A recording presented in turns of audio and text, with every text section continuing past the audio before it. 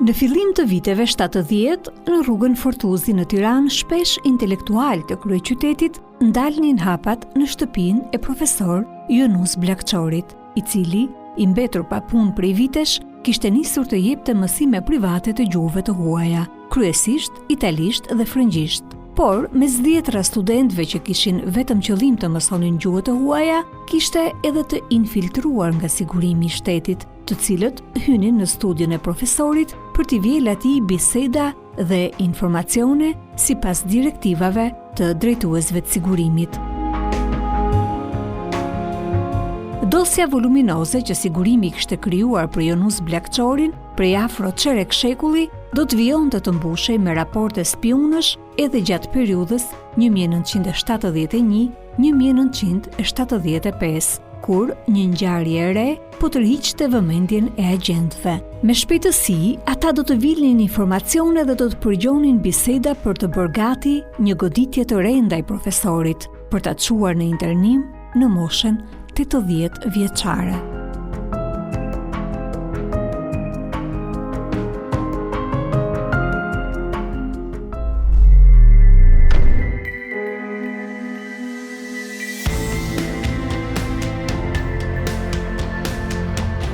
Ishte fundi I vitit 1971. Nga studio e tij në rrugën Fortuzi, profesor Yunus Bllakçori po shkruante një letër për një prej zyrtarëve të shtëpisë botuese Montadori në Itali. Për ta bërë mësimin sa më cilësor dhe për të lehtësuar disi punën e tij, mësuesi I moshuar I gjuhëve të huaja ishte lidhur me shtëpinë botuese italiane, prej të cilës kërkonte fjalor dhe metodika për studentët e tij.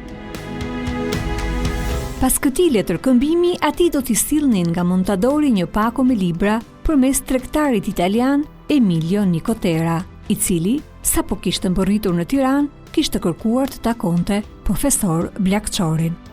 Baba Yunus blinte kishte korrespondencë për blerjen e literaturës. Blinte literaturë nga Italia, nga Franca, ku ne kemi rritur me shumë fanatizëm, ne kemi në katën e sipër të shtëpisë dhe I ruajmë me shumë fanatizëm. Ato. Ndërkohë vjen ky sekretari dhe domethënë ky më I herë thotë se ai I jep ditën që kur do vinte. Edhe baba më I herë duke qenë I rregullt dhe me gjithë ato eksperjenca që I shpreh edhe më parë, shkon më I herë për procedurë. Ishte Ministria e Mbrojtjeve, ishte mbreti, kaltën dhe pa pyet. Ai thotë, m'falni thotë. Unë kam marrë një letërkëmbim thotë që do të vi sekretari I Montadorit për me më taku dhe do mbije disa libra se kam kërku diksionaret e ri të la lingua italiana edhe francez. Kaq mjaftoi që të vijej në përpunim aktiv dhe të ndiqej dhe të gjurmoj brenda në studio. Pra Gracka u ngrit brenda në studio. Sigurisht dërguan njerëzit e tyre për të vazhduar kurset dhe për të parë çfarë biseda zhvillonte Yunus Bllakçori, por edhe çfarë fshihej në raftet e librave.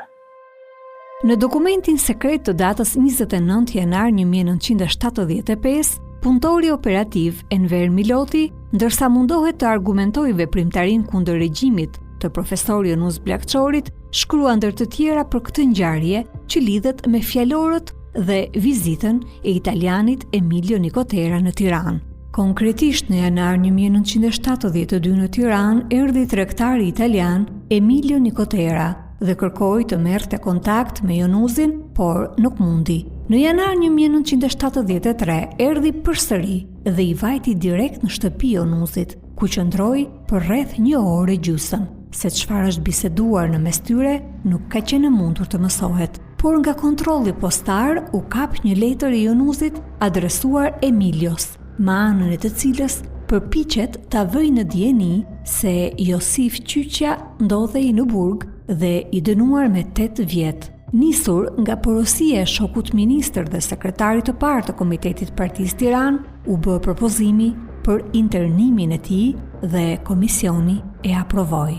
Arsyet e përmbjekjes së profesor Yunus Bllakçorit nuk ka qenë vetëm veprimtaria e tij mësimore dhe pedagogjike, por dhe veprimtaria atletare dhe patriotike, veçanërisht për çështjen e Kosovës.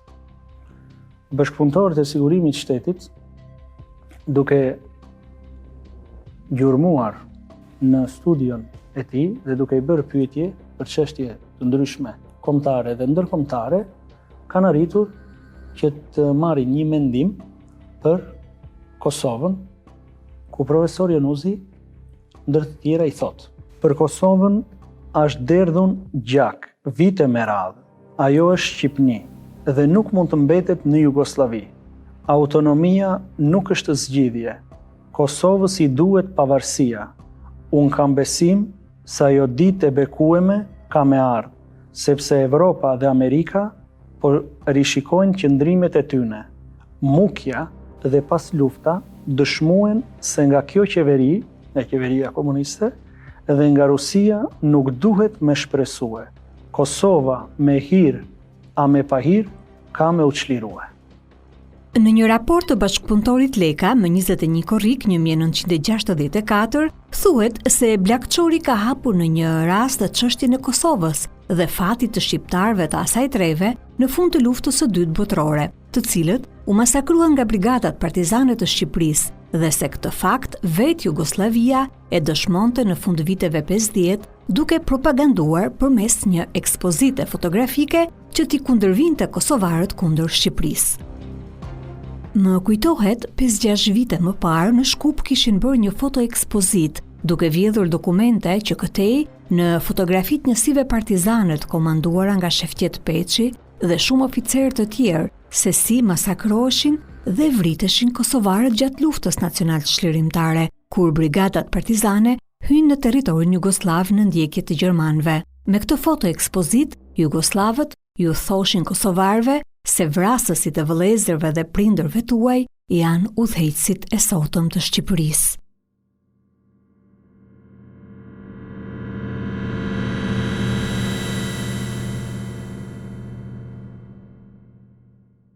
Në kulmin e ashpërsisë së luftës së klasave, nuk do të shpëtonte as profesor Jonuz Bllakçori, të cilin me vendimin numër 31 datë 6 dhjetor 1974 e internojnë për 5 vite në çerm të Lushnjës.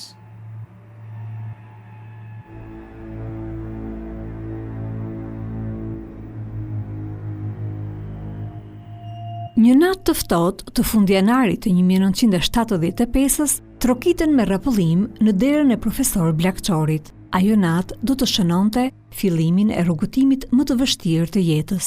I moshuar në prag të 80-tave, i dërmuar shpirtërisht dhe i zhgënjyer, i vetëm në një kasollë internimi që dikur kishte qenë stall lopësh, do të kalonte ditët më të vështira të jetës. Në mendje i vinin pyetje pafund. Pse?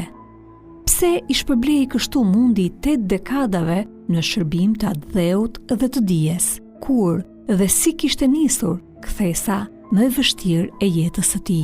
Në maj të një viti më parë, më 1974, Shkolla Tregtare e Vlorës realizonte një botim përkujtimor me rastin e 50 vjetorit të hapjes së saj, ku ishin përfshirë edhe kujtimet e profesor Jonuz Bllakçorit. Ishte bërë një vlerësim për kontributin e tij shumë vjeçar në arsim si një ndër themeluesit e kësaj shkolle, por këto nuk u morën për bazë. Jonuz Bllakçori ka qenë një nga krijuesit e shkollës tregtare të Vlorës, një nga organizatorët, domethënë nga themelia deri në majt piramidës. Dhe për koincidencë, 2 ditë më parë ishte përmend emri si po në atë vit që u internua, ishte përmend emri si organizator dhe si vlera njerëzore apo humane të këtij njeriu, të krijimit të kësaj shkolle të mrekullueshme. Çfarë poshtërsie, 2 ditë më parë dekorohet, po themi se po të përmendet në atë kohë sistemi ishte si dekorim, pavarësisht se si jepshin kollaj ato letrat, në 2 ditë më vonë internohet. Natën e internimit Kliti e kujton me dhimbje. Në mendjen e tij ka shënuar çdo detaj të dhimbshëm të asaj ngjarje. Internimi shkruaj natën. Në 4 mjesit është nis gazi këtu me një krevat, me një kam qenë atë natë kam qenë unë se kështë rëzu dhe kështë kris femurin këtu, do më thënë në pjesën e poshme gjyshi, e kisha unë nadën për me në fletë. Me këta, urdu një herë, edhe unë pikës kjo ana këtej. Jo, së është e klitin të me fshnatën mua, për natën. Klitin du, së është se shme i shkatën, nuk i du tjerë, së është asë ty së të du. Po e së është unë klitin të jafë më babë, klitin të lë. Një natë para se ta internonin, si një shenjë paralajmëruese, në ëndër i ishte shfaqur një ushtarak jugoslav. Kjo parandjenjë do ta shqetësonte edhe gjatë ditës që do të vijonte. Elizama kujton se të nesërmen kur kishte shkuar i shoqi Thomai për ta parë, ja kishte treguar këtë parandjenjë. Atë darkë e serda unë erdi burim me pa. Ne vishim kotë, i të pere shifshim se është mirë, së është mirë, se preqeri vetëm. Kur qa thëma e mirë ishte, së më sa gjë, ka parë një ushtar Gjerman, Jugoslav në ndër, më sa zëndër, kam parë një Jugoslav ndër, e kështë parë në ndër. Të nesërmen e asaj ëndre do ta internonin. Profesori, i pamundur për të qëndruar në këmbë për shkak të rrëzimit, do të merrej nga shtrati dhe do të internohej për gjithë natën. Në shtëpi me të, për fat, ndodhej nipi Kliti. Ai kujton se dëgjuan fillimisht trokitjet e ashpra, pastaj do të hynin me rapëllim brenda njerëzit e sigurimit. Jashtë banesës kishin vënë shiritat e kuq. Një komshi dashamirës kishte njoftuar në mes të natës të bijën Elizama, e cila me biciklet kishte mbërritur tek banesa e të atit me një frym. Ishin gati për ta marrë. Dhe aty, në një moment, Junuzi i kishte lënë një amanet të bijës. Kliti e kujton me detaje atë skenë. Më kam bërë në memorie nga jo natë e internimit të gjyshit tonë, po lindet ca amanete, si më thonë amanete dhe këto kur një shenjë apo një shenjë florinda apo diçka, kishte ruajtur nga arka e tij. Dhe në një moment u afru në nësime, tha me këto, si me thonë, një paket vogël, një qese vogël, shu me dodhimt, me pato, me fshehur diku e rritë me shumë fanatizëm. Në moment që i jep të ndorë, vjen një oficer sigurimi me gjithë Kalashnikov, dhe me shtytje, me kështu, edhe se ishte veshur me shumë me shtytje një anë tjetër, po mama ishte në forcë, edhe kjo është gruq i tref. Domethënë ta ka kap atë kështu për rrec, ka maj me që e gërvisht edhe këtu. Dhe ta ka hudhja 6-7 metra zvarë me gjithë Kalashnikov. Aty kom pathësh kush është nëna ime. Forca e nënës ime, apo çdo të thotë kur cënohet prindi i një vajze. Kliti kujton se më pas do ta merrnin Junuzin duke i lidhur duart dhe do ta nisnin në përnat drejt kampit të internimit. Elizama e dëshpëruar do të shite në errësirë makinën teksa largohej rrugës Fortuzi dhe kurashtarët e shumt në përpragjet e dyerve dhe në dritare. Mes tyre, ajo e dinte, kishte njerëz që e kishin dashur gjithmonë baban e saj, siç kishte edhe fanatik të regjimit që me vullnet të plot e kishin përgjuar e përndjekur, duke i dhënë një goditje të tillë fatale këtij burri të urtë në stinën më të vështirë të jetës së tij. Pas një udhëtimi të tmerrshëm në përnat, kur u ndalën, Junuz Plakçori mori vesh se ndodhej në kampin e Çermës në Lushnjë. Nga të folmet e djemve që ju ndodhen pranë, kuptoi se kishte të bënte me djem shqiptar nga Kosova të internuar aty vite më parë. Pra, bijve shqiptar të Kosovës, tragjedia nuk po u ndahej, me ndjekje këmba këmbës, jo vetëm në vendlindje, por edhe në tokën am.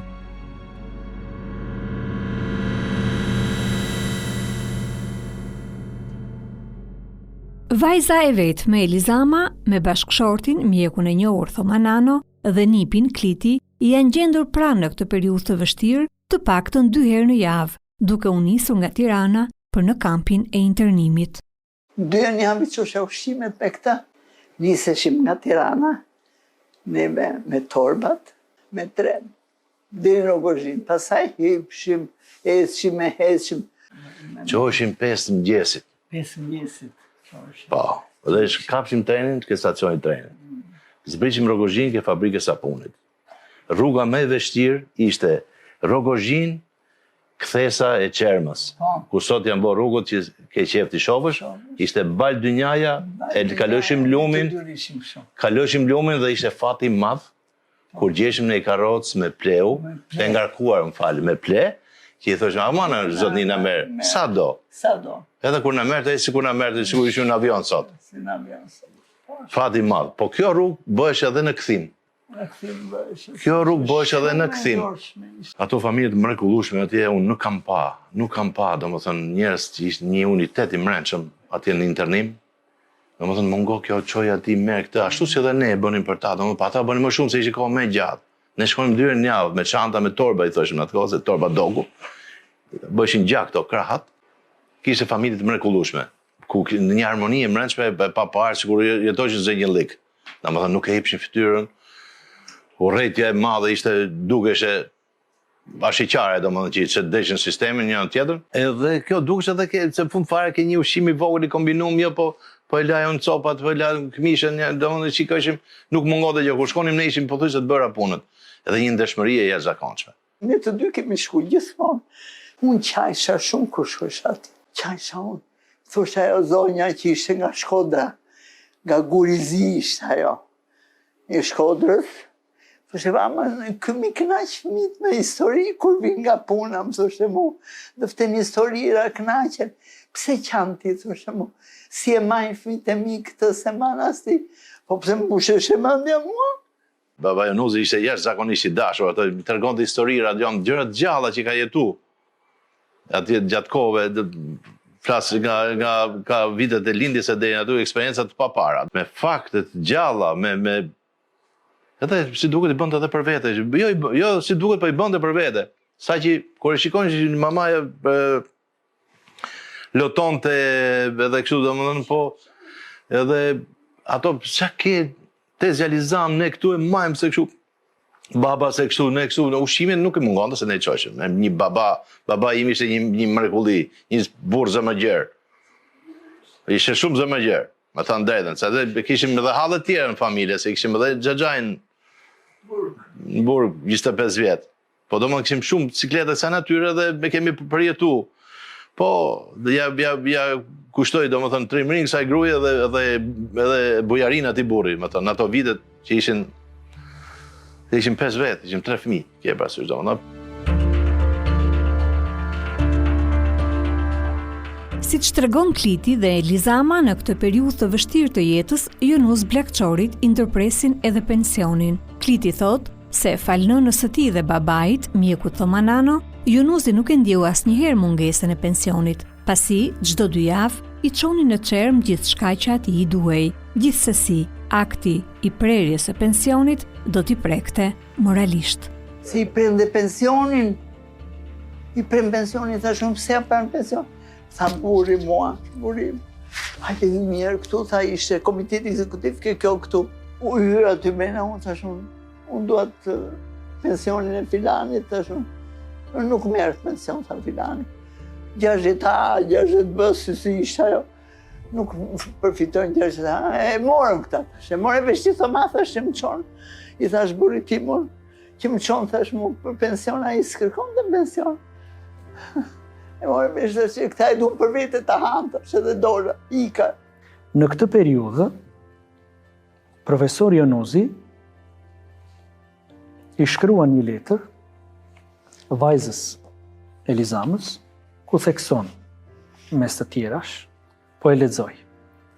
E dashur Elizama, u gëzova tepër që jeni mirë me shëndet që të gjithë.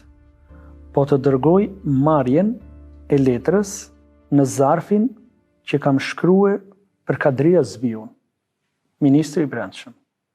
Shpresoj se dhe çështja e pensionit do të zgjidhet, mbasi ma kanë komunikuar më datë 8 janar 1975. Se e kam të ruajtur dhe mbetet vetëm për të tërhequr.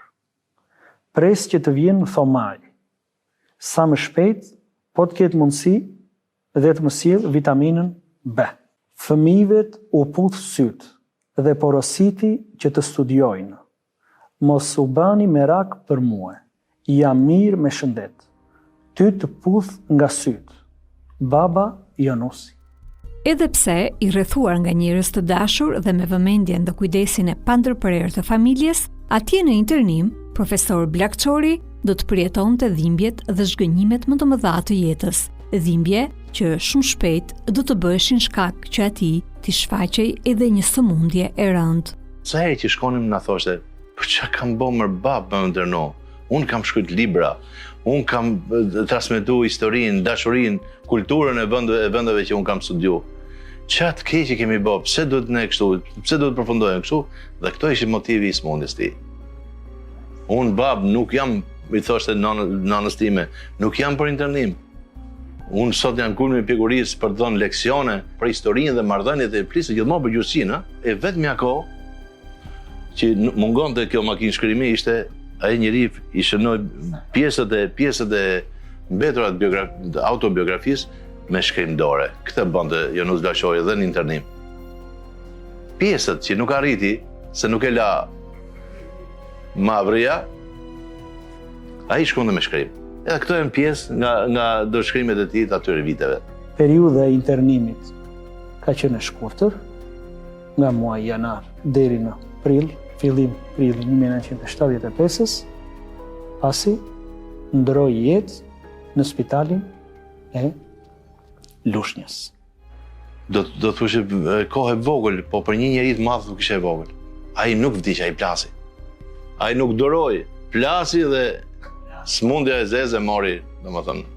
Baba Jonus diç nga një kancer në moshkëri dhe nuk domethënë shumë i shkurtër ishte, domethënë edhe si akut do ta quaj domethënë. Kjo ishte si një revolucion negativ brenda trupit të tij, që i shpreheu që më mirë vdekur se i gjallë. Në tragjik.